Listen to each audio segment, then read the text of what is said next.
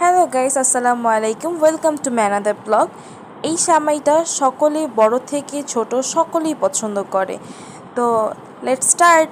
সেমাই বানাতে প্রথমে সেমাই লাগবে, বাদাম, জর্দার রং, কিশমিশ আর ঘি নিয়ে নিল আম্মু। তারপর তারপর একটা ননস্টিক ফ্রাই প্যানে ঘি দিয়ে বাদাম কিশমিশগুলোকে একটু ভেজে নিয়েছে। ভেজে নেওয়ার পর ননস্টিক প্যানে মা সেমাইগুলোকে ঘি দিয়ে একটু ভেঙে ভেজে নিয়েছে। মা ভেজে নেওয়ার পর জর্দার রং আর পানি দিয়ে সুন্দর করে মিক্সড করে নিয়েছিল। তারপর স্বাদ মতো চিনি দিয়ে দিয়েছে।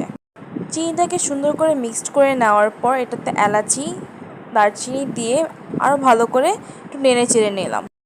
নেড়ে চেড়ে নেওয়ার পর মা আরও কিছু ঘি দিয়ে দিল এটাতে। ভেজে নেওয়া বাদামগুলি দিয়ে নেড়ে চেড়ে সুন্দর মতো ঢেকে দিয়েছে। পানিটি শুকিয়ে যাওয়ার পর তৈরি হয়ে গেল সুস্বাদু সেমাই। আশা করি সকলে ট্রাই করবেন। ট্রাই করে অবশ্যই সকলকে খাওয়াবেন। বড় থেকে ছোট সবাই পছন্দ করবে। আজকের মতো আসি, আল্লাহ হাফেজ।